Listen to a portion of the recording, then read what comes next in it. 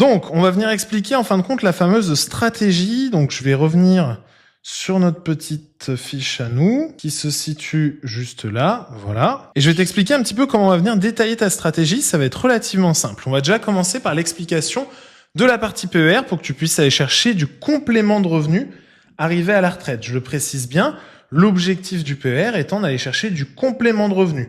En aucun cas d'aller chercher du capital. Donc pour ça, on va venir faire une ligne horizontale. Cette ligne horizontale, tu m'avais dit que tu voulais partir à 64 ans, c'est ça? Ouais, mais même avant, hein. Si je peux plus tôt, vraiment, je pars plus tôt. Hein.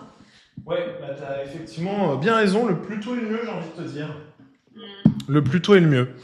On sait pas de quoi demain est fait, donc vraiment... Et ben alors, dans ce cas-là, on va admettre que tu pars au minimum de l'âge légal. Le minimum de l'âge légal étant 64 ans. D'ici là, tu vas donc constituer un capital. D'ici là, ce capital, tu vas pouvoir le sortir sous 3 formes arrivé à tes 64 ans. Soit tu vas le sortir justement en capital, ce que je recommande pas et je vais te l'expliquer après. Soit tu pourras le sortir en rente, ce qui est l'objectif du PER. Soit le sortir en capital plus rente. Ok. Comment on va constituer ce capital? Bah, grâce au versement unique, c'est-à-dire je verse une fois un quelconque montant dans mon PER, ce qui va me permettre de constituer mon capital à la fin, soit grâce au versement périodique, c'est-à-dire voilà, donc tous les mois, soit un versement programmé, c'est-à-dire tu décides de verser 1 000 € d'ici 1 an. Ok? Ok. Ça va te permettre d'accéder à 2 garanties dans le cas de chez Abeille, notamment ce qu'on va appeler la garantie plancher. Cette garantie plancher va nous servir que en cas de décès prématuré, on garantisse tout de même 100% des versements à tes bénéficiaires. Donc tes bénéficiaires ne peuvent pas, enfin ton contrat ne peut pas perdre d'argent en cas de décès. D'accord ? Ouais. Également, on activera dans un second plan, lorsque tu te rapprocheras de la retraite, la sécurisation des plus-values qui s'effectuera 2 fois par an. Alors pourquoi je fais cette sécurisation des plus-values 2 fois par an quand tu te rapprocheras, donc 5 à 10 ans avant ta retraite? Tout simplement parce que là, il faut qu'on aille chercher le potentiel qu'on a sur les marchés financiers. Ce potentiel, il se passe comment et qu'est-ce que cette histoire de sécurisation? Bah, c'est qu'en fin de compte, tu vas avoir 2 types de compartiments. Un compartiment qu'on va être jugé dynamique, mais également un compartiment qui, lui, va être jugé sécurisé.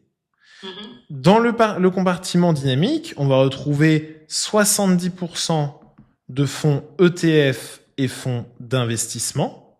Ouais.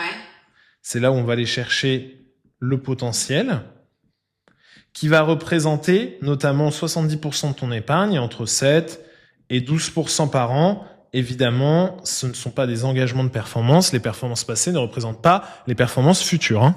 Ouais. C'est l'objectif. La partie sécurisée, elle, va représenter 30% de ton investissement, va être investi sur ce qu'on appelle soit du monétaire, ou alors encore des fonds obligataires, ou encore également de la matière première. Pardon. Matière première. Tu vois, c'est ça que je maîtrise pas, en fait. Je pensais pouvoir maîtriser à la fin de nos entretiens et tout ça. En fait, on a juste analysé ma situation. Et je comprends toujours pas les différents... Alors, je comprends que le dynamique, c'est les ETF, le fonds d'investissement, et que le sécurisé, c'est monétaire, obligataire et matière première. Mais en fait, ça, je maîtrise pas, je le comprends pas, en fait. Je pense qu'il va falloir que je fasse une formation par rapport à ça. Alors justement, là-dessus, tu as beaucoup de pertinence sur ce que tu viens de dire. Si tu as cette volonté de maîtriser ces actifs, nous, justement, on te forme aussi là-dessus, qui, en plus de ça, vient en cohérence avec le copilotage. C'est-à-dire qu'on a une formation qui est globalement à 800 €, et cette formation, c'est 30 heures de formation théorique, module vidéo, et 30 heures de formation coaching individuel. L'idée, c'est d'aller te coacher pour que tu puisses maîtriser tes environnements financiers et en plus pouvoir créer toi-même ton portefeuille. En plus de ça, accéder à nos portefeuilles à nous, si jamais t'as pas envie de t'embêter. Ça, c'est un segment de notre entreprise qui permet en fait de former. C'est ce que je fais en parallèle. On a un expert aussi qui est notre formateur référent, qui est lui s'occupe de former en fin de compte nos apprenants, en sachant qu'il a 20 ans derrière lui de spéculateurs sur les marchés financiers pour le compte de diverses grandes entreprises telles que JP Morgan et AXA. Ouais. Et qu'est-ce que je veux dire, cette histoire de formation, c'est une formation qui est diplômante ou pas du tout? Alors diplômante au sens RNCP, non. Diplômante au sens théorique, avoir un certificat de fin de cursus, oui. Mais évidemment, là, dans ce cas-là, ça serait une formation bachelor finance, ou bien là, tu dois t'y inscrire et c'est pendant 3 ans. Enfin, c'est revenir dans les études pour que tu aies une formation certifiée RNCP. D'accord. Okay. Mais en fait, ça, le diplôme n'a pas spécialement de valeur qu'on délivre à la fin. L'idée, c'est que par contre, à la fin, tu maîtrises l'environnement financier. On te délivre un certificat. Et en fait, c'est pour qu'à la fin, tu maîtrises parfaitement l'environnement financier. Si on a une baisse, qu'est-ce que je mets? Si on stagne, qu'est-ce que je mets? Si on a de l'inflation, qu'est-ce que je mets? Si on a de la croissance, qu'est-ce que je mets? Ça, c'est moi le travail que je vais faire pour toi. Et c'est toi le travail que tu fais en formation. Et je vais te spoiler la formation. C'est que dans notre accompagnement, lui, on a aussi une partie copilotage. Ça n'exclut en aucun cas le copilotage. Hein. Ok. Jamais. Pourquoi? Parce que le copilotage, c'est même au contraire une partie intégrante. Hein, c'est souvent minimum 50% de l'épargne de nos clients en formation qu'on met en copilotage pour que tu aies un référentiel les premières années. Tout bêtement. Bah ouais, que je comprenne. Bah oui. Que toi, t'as performé à 6%, nous, on a fait 8%, alors qu'en plus de ça, on a eu des frais. Pourquoi t'es moins performante que nous? Ouais. Donc en fait, il y a toujours une partie copilotage. Donc même ce qu'on fait là n'empêche en aucun cas le fait que demain tu sois formé. Si un mec te dit non, tu mets 80% de ton épargne sur ce qu'on t'a appris, non, n'écoute absolument pas ce type de conseil. Hein. Évidemment. Non, mais moi j'aime bien comprendre un petit peu tout. Mais ça, j'y reviendrai parce que je te formerai quand on construira ton PEA. Donc, est-ce qu'il y a une vraie nécessité? Vu que je vais déjà te former après la mise en place de l'assurance vie et le PER, je te formerai sur ton PEA lors de notre second échange, sur qu'est-ce que j'inclus, qu'est-ce que j'enlève, qu'est-ce que je mets. On va construire aussi la base de ton portefeuille. Qu'est-ce que tu vas ventiler en fonction des tensions économiques. Tout ça, on va déjà le voir lors de la construction de ton PEA. Donc, est-ce qu'on a une nécessité? On en discutera, je te le propose, à la fin quand on aura tout mis en place. Ok. Parce que je pense que déjà, il y aura eu à ce moment-là un level up. Je reviens sur ce que je disais. Donc, la partie sécurisée, ça va représenter en performance beaucoup moins. On est plus sur du 3 à 6% par an en termes de performance. OK? Ouais. Et l'idée, c'est que 5 à 10 ans avant ta retraite, on vienne prendre les plus-values et qu'on les purge 2 fois par an. Ces plus-values. Et qu'on prenne du dynamique pour les sécuriser entre 5 et 10 ans avant ta retraite. OK? Ok. Ouais, ok. Donc, tu connais le fonctionnement, tu connais les garanties, tu connais également les supports. On en vient à la fiscalité du PER. Et donc, c'est là on va rentrer dans un petit peu plus de difficultés, entre grosses guillemets. Cette fiscalité, c'est pour ça que c'est moi qui l'ai fait pour toi, puisqu'on va avoir 2 types de versements. Les versements dits déductibles, mais également les versements dits non déductibles. Alors, dans un contrat quelconque d'investissement, tu as toujours une entrée et tu as toujours quoi d'autre si tu as une entrée? Une sortie. On est bien d'accord. On est bien d'accord. Donc à l'entrée, on va avoir également une sortie. Cette sortie, on va pouvoir la faire sous 2 formes. Est-ce que tu as une idée? Ou pas? Par rapport à la fiscalité, c'est ce que tu disais au-dessus, soit sous forme de capital, soit sous forme de rente mensuelle. C'est exactement ça, tout à fait. Soit sous forme de capital, soit sous forme de rente mensuelle. Sous forme de capital... Tu avais marqué même que on peut faire une partie capital, une partie rente. Tout à fait, c'est exactement ça. Et je vais te montrer la fiscalité de chacun. Et pareil, pour la part de la rente, tu as une fiscalité applicable sur la part des versements et une autre fiscalité applicable sur la part des plus-values. Ok. Et évidemment, sinon ça serait pas drôle, on duplique tout ça de l'autre côté. Ouais. Voilà, sinon c'est pas drôle. Donc, alors, entrée, versement déductible. Tu vas faire versement fois TMI, donc ton taux marginal d'impôt. qui va Ouais. être égal à ton économie d'impôt. Ouais. Ok. Autrement dit, bah, ton PER, tu verses 1200, tu connais déjà un peu le système. Tu as un taux d'impôt à 30%, c'est ton taux le plus élevé. Donc, tu récupères moins 400 € d'impôt. Ouais. C'est bien beau, ça c'est à l'entrée, mais qu'est-ce qui se passe à la sortie? Eh ben, à la sortie, tu vas avoir tout simplement une fiscalité sur les versements qui va être équivalente au PFU ou IR, plus prélèvements sociaux, qui vont te faire correspondre à une fiscalité due à l'augmentation des prélèvements sociaux à 29,6%. Merci l'augmentation des prélèvements sociaux de début d'année. Ok. Ensuite, tu vas avoir exactement la même chose. Alors avant, je pouvais faire dupliquer. Maintenant, je peux pas, visiblement. Copier, coller. Voilà. Tu vas avoir la même chose sur la partie plus-value. Donc, et qui va te générer une fiscalité moyenne dans le cas d'une sortie en capital à 29,6. Donc, ce qui veut dire en français que si tu es à 29,6%, tu as défiscalisé 30 et tu es refiscalisé 29,6%. Donc, tu as un gain fiscal de plus 0,4%. Yes. C'est pas fou, mais je le rappelle, le PEA, tu seras à 18,6. Et ouais, c'est Donc, ça. tu seras à moins 18,6. Donc, attention, c'est un des rares placements où finalement, tu es flat, tu es quasiment à zéro entre l'entrée et la sortie. C'est ça. Ouais. Ouais, finalement. Ouais. Donc, c'est loin d'être négligeable. Ok. Ensuite, la sortie Pour en... la partie capitale. Pour la partie capitale. Et attends, c'est pas fini les bonnes nouvelles.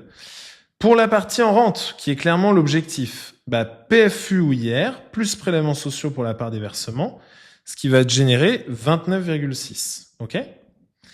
Par contre, pour la part des plus-values, ça va être PFU ou IR, plus prélèvements sociaux, avec un abattement des prélèvements sociaux, les faisant passer de 18,6% à...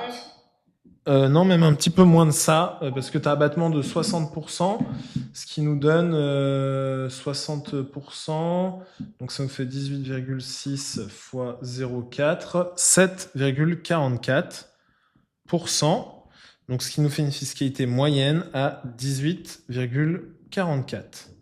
Donc la fiscalité moyenne de ton contrat arrive à échéance, 18,44 plus 29,6 divisé par 2, ça nous fait 24,02. Soit un gain fiscal réel qui se situe, Ouais. qui se fait à 5,98. Donc ça, c'est seulement... Donc, alors, que je comprenne bien... Mais ça, c'est seulement à la fin, tu me dis. Hein. Oui, c'est quand tu sors, c'est quand tu as fait ton entrée et ta sortie, c'est la fiscalité finale finalement. À condition de ne pas avoir mis dans les impôts les versements. Si, là c'est quand tu as mis dans les impôts, mais que tu as une TMI à 30, sauf que toi tu es à 11. Et donc quand tu es à 11, justement, ce qui va nous concerner, c'est d'aller sur cet item-là. D'accord, ok. Les versements non déductibles, ça c'est ce qui toi va te concerner cette fois. Ok. Et donc j'y viens. Alors, versement non déductible, pas de fiscalité à l'entrée. À la sortie, c'est assez simple, pas de fiscalité sur les versements. Forcément, t'as pas défiscalisé. Pourquoi tu serais fiscalisé à la sortie? T'es bien d'accord avec moi? Ouais. Donc, on va avoir notamment une fiscalité sur la part des plus-values, elle qui va être PFU ou IR, plus prélèvements sociaux, ce qui va te représenter à nouveau 29,6. OK? Ok. Et dans le cas de la sortie en rente, on va avoir PFU ou IR, plus prélèvements sociaux, et à hauteur, cette fois, on va avoir l'abattement des 60%, ce qui va nous donner 29,6 fois 0,4, soit 11,84% de fiscalité. Et voilà pourquoi ça en fait le placement le moins fiscalisé en France. Ok. C'est parce que tu as, même en cas de versement non déductible, 11,84. Et ça, c'est là où tu me disais effectivement qu'il fallait pas mettre dans les impôts. Voilà, tu te rappelles, j'avais parlé de 11% et quelques. Et ben, en fait, c'est celui-ci dont je te parlais. Ouais, c'est ça. Ok. C'est celui-là. Sauf que Ouais. toi, tu as utilisé celui-ci. Le problème, Ouais. c'est que du coup, si tu es à 11, bah tu défisques 11, mais tu es fiscalisé 24,02. Donc, tu es à 13. Donc, tu perds 1,5 point de points de fiscalité. Sur 100 000 euros en 20 ans, ce qui est atteignable, ça représente 2 000 euros qui ont été jetés pour rien, quoi. Vraiment pour rien. Ouais. Tu vois l'idée? Ouais, je vois bien l'idée. Après, est-ce que moi, je suis toujours dans le calcul aussi de me dire, est-ce que le besoin d'aujourd'hui n'est pas plus fort que le besoin de demain de payer ces 2000 balles ou de perdre ces 2000 balles? Tu vois, c'est toujours. Ah oui. J'essaie toujours de voir aussi quels sont les. Ah ben c'est pour ça qu'on en décide chaque année.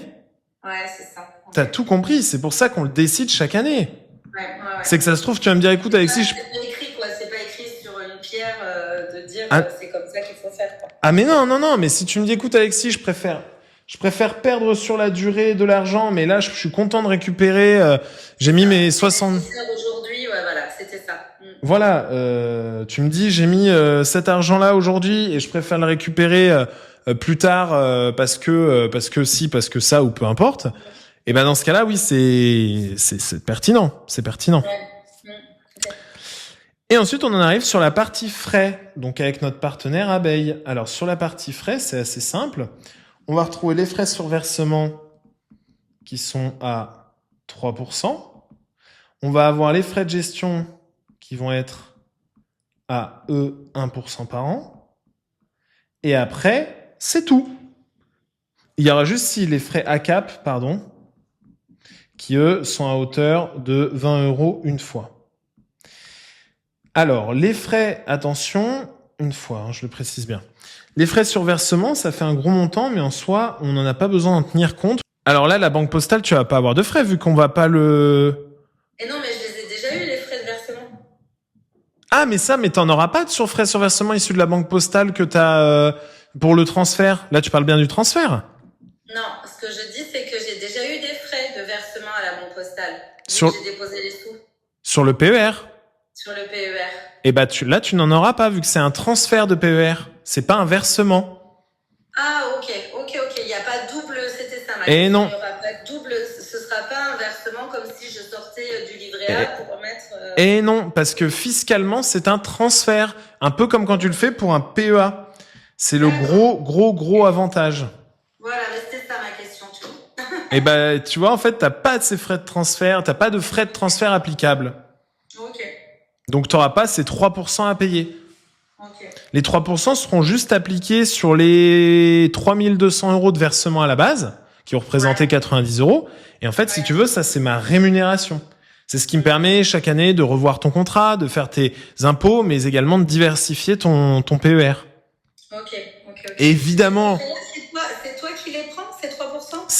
C'est moi qui les prends, exactement. Ah voilà, mais c'était ça ma question en fait, c'était savoir toi comment tu te rémunères. D'accord, ok. C'est exactement ça. Donc tu mets 70 € par mois, je prends 2,10 € par mois. Ok. C'est aussi simple que ça. Ok. Et c'est ça qui va payer et financer sur la durée l'accompagnement que je vais faire avec toi, la construction du PEA sur lequel, là, cette fois-ci, je ne toucherai rien parce que ça sera pas en interne chez nous qu'on ouvrira ton PEA. Ça sera avec l'une des compagnies avec lesquelles, à titre personnel, je travaille. Voilà. Mais donc, en fait, tout l'accompagnement, c'est payé et financé par ces frais sur versement qui représentent 3%. Mais attention, c'est pas 3% par an. Il y en a beaucoup qui confondent les frais sur versement avec les frais de gestion. Pas du tout. Les 70 € que tu vas mettre, les 3200 € à l'initiale, eux, si tu tiens ton contrat 15 ans, en fait, les 3% sur 3200, ce qui nous fait 90 €, on va dire, pour arrondir, c'est sur le versement. Oui, donc en fait, si tu tiens ton contrat à 10 ans pour faire des chiffres ronds, c'est comme si ça représentait 9 € par an. Ouais. Donc 9 € par an sur 3200 € qui, eux, vont se générer des plus-values tous les ans. En fait, ça te fait 0,3% de frais. Donc les frais réels... J'ai pigé. Et c'est la gestion, par contre, là, c'est 1% par an. Voilà. De la somme qui est... Voilà, exactement. Ça, c'est les frais réels sur 10 ans. Je viens de te les montrer juste au-dessus. Donc en fait, c'est pour ça que tout à l'heure tu me disais 7,5. Bah en fait là on va être aux alentours des 10,5, 11. Donc ce qui va faire une rentabilité globale aux alentours des 9,5, 10% de perf net pour mes clients. Ouais, ok. Est-ce que c'est tout bon? Est-ce que tu me valides ce PER ainsi que les montants? Ouais, tout à fait. Ok, super. Maintenant, on va pouvoir passer à la partie assurance vie. Donc c'est cool, on va aller chercher du complément de revenu arrivé à la retraite. Maintenant, il va falloir aller chercher du capital également. Et ça va passer notamment par la partie assurance vie. Cette partie assurance... Il y a un truc qu'on n'a pas vu. Dis-moi. C'est pour la sortie, pardon, les rentrées et les sorties, ok, mais pour au-dessus, pardon, pour le PER à la fin. Si jamais on le sort soit en capital, soit en versement. Ah mais si, la sortie, oui, pardon, excuse-moi, c'est... Ouais. Oui, non, excuse-moi. T'as bien les deux types de sorties à chaque fois, rente ou capital, et en fonction de comment t'es entré dans le contrat. Ouais. Et si on fait un petit bout capital, un petit bout rente, tu vois. Alors au vu des plus-values que tu vas générer, je te déconseille parce que du coup tu vas être beaucoup plus fiscalisé en sortie en capital. Mais on pourra, si jamais c'est intéressant, si jamais le contrat d'assurance vie ne suffit pas à lui-même, pourquoi pas, why not? On verra au moment venu. Ok? Ouais, pas de souci. Je descends sur la partie cette fois assurance vie. Donc, c'est cool, on a notre solution pour aller chercher du complément de revenu. Maintenant, on va voir comment on va chercher de la partie capital. Alors l'assurance vie va globalement avoir le même fonctionnement que le PER sur certains axes, mais à quelques détails près. Notamment au niveau de l'objectif. L'objectif, c'est pas 64 ans. L'objectif, c'est l'objectif. Ça peut paraître rigolo comme ça, mais en fait, l'objectif d'une assurance vie n'est pas forcément de sortir à 64 ans, ou de sortir dans 6 ans, ou de sortir dans 20 ans. L'objectif, c'est de potentiellement aller chercher l'achat d'une maison, ou alors aller chercher un voyage, un tour du monde, peu importe finalement. Ok ? Ouais. Tu vas accéder aux deux mêmes garanties, ça ne va pas bouger, et tu pourras toujours sortir sous 3 formes. Ce qui va changer également à ce niveau-là, c'est la répartition. Du fait que ton contrat, potentiellement, tu vas vouloir l'utiliser en cours de vie, je mets toujours un petit peu moins de dynamique et un peu plus de sécurisé. Donc on sera plus sur du 60-40. Ça fait 10 points, tout simplement, parce que je vais venir un peu plus sécuriser l'assurance vie si, par exemple, dans 1 an ou 2, tu me dis, Alexis, je veux récupérer cet argent. Au final, on achète une maison dans le nord de la France. Ouais. Voilà. Donc, on sécurise un petit peu plus le capital pour prendre un peu moins de risques. Ce qui va beaucoup changer, ça va être la fiscalité, par contre. Ça, c'est ce qui en fait un placement complètement différent de la partie PER. Okay. Puisque tu vas avoir la fiscalité en cas de vie et la fiscalité en cas de décès. Décès. Exactement, en cas de décès. La fiscalité en cas de vie, elle va être relativement simple. Elle va représenter notamment quand ton contrat aura plus de 8 ans. Et donc, tu vas bénéficier de 3 types de fiscalité. Les versements, alors ça va être pour les plus-values, inférieurs à 4 600 € par an. OK ? Et les plus-values, ces plus-values-là qui sont inférieures à 4 600 € par an ou 9 200 € par an si marié ou pacsé. Tu m'entends toujours ? Ouais, je t'entends. Donc 4006 x 2, ok. Voilà, eux vont avoir aucun impôt sur le revenu en fiscalité. Ok. Il y a moins de 4 600 € par an. Ou 9 200 € si marié ou pacsé. Ouais. Ensuite, pour les plus-values qui vont être supérieures à 4 600 € par an, ou alors 9 200, et ben cette fois-ci, tu vas avoir une fiscalité, mais qui va être un petit peu plus avantageuse, puisque la fiscalité sera à hauteur fiscale qui sera égale. Alors avec l'augmentation des prélèvements sociaux, ça va être 7,5 plus 18,6. Tu seras à 26,1. Donc tu vas être à 26,1% au lieu de la flat tax à 31,4 actuellement. Quoique, je me corrige, l'assurance vie, autant pour moi, n'a pas été impactée par l'augmentation des prélèvements sociaux. Ouh là là, je me corrige immédiatement. Ça vient de me revenir, oui, autant pour moi. Ça va être 24,7% de fiscal au lieu de 30% traditionnellement. Puisque l'assurance vie n'a pas été impactée par l'augmentation des prélèvements sociaux. C'est le seul placement. Alors, concrètement, en fait, c'est si jamais on le met en assurance vie, au lieu de le mettre sur quoi d'autre? C'est pas un comparatif, mais Voilà, c'est ça. en fait, c'est nous ce qui va nous intéresser, c'est qu'au final, tu vas avoir des prélèvements sociaux à 17,2% au lieu, alors non, je parle pour le premier item, au lieu des 18,6 sur un PEA. Ouais, voilà, ouais. Et en plus, tu auras des placements ouverts en architecture internationale, ce qui n'est pas le cas du PEA. Oui, d'accord, ok. En plus. Donc ça, c'est plus de 8 ans par contre. C'est plus de 8 ans. C'est bien ce que, effectivement, c'est ce qui est mis là. C'est les avantages qu'on débloque à plus de 8 ans. Et ensuite, ça va être la partie sur en cas de décès. Donc, tu vois que c'est beaucoup plus simple. En cas de décès, on va distinguer les versements avant 70 ans et pas l'âge de décès, hein. C'est bien l'âge à laquelle tu as fait tes versements. Et ensuite, les versements de plus de 70 ans. OK ? Ouais. Donc, tu es décédé à 91 ans, bah, on va distinguer les versements que tu avais fait avant tes 70 ans et les versements que tu auras fait après. Tout à fait. Okay. Avant 70 ans, tu prends ton petit pactole. Hop là, voilà. Et là, tu as le droit à 152 500 € par bénéficiaire. Donc, si tu as 3 bénéficiaires, et ben dans ce cas-là, tu as le droit à 3 fois. 450, ouais, ok. Exactement, c'est aussi simple que ça. 457 500. Et du coup, et donc ça c'est déductible des quoi? Là, il y a 0 fiscal. Ça, ouais, il n'y a aucune fiscalité, il n'y a pas de droit de succession. Assurance vie. Ouais, là, tu n'as pas de droit de succession, tu n'as rien du tout. Ouais, c'est pas mal de faire une assurance vie quand on a des enfants, en fait. Ah bah, complètement. Mais c'est surtout qu'une assurance vie en architecture ouverte, tu performes même mieux qu'un PEA. Hein. Ouais, c'est ça. Donc, et t'as moins de fiscalité, et en plus, tu transmets. Donc, commandez de plus. Et pour mon fils, ce serait peut-être pas intéressant une assurance vie, lui. Ah bah si. Ah bah si. Plus qu'un PEA. Hein. Plus qu'un PEA? Ah bah oui, parce que tu mets en... Alors, pas toutes les assurances vie, hein, je parle que de certaines assurances vie, telles que chez Abeille ou UAF Life Patrimoine, ou encore Linksea, qui sont les 3 partenaires avec lesquels je travaille. Là, tu peux mettre des ETF. Et c'est ça. Et là, tu as des ETF avec la fiscalité plus basse, et en plus de ça, donc un rendement qui sera forcément plus intéressant à la fin. Ok. Ensuite... Justement, on en vient au versement à plus de 70 ans. Est-ce que c'est bon pour toi? Oui.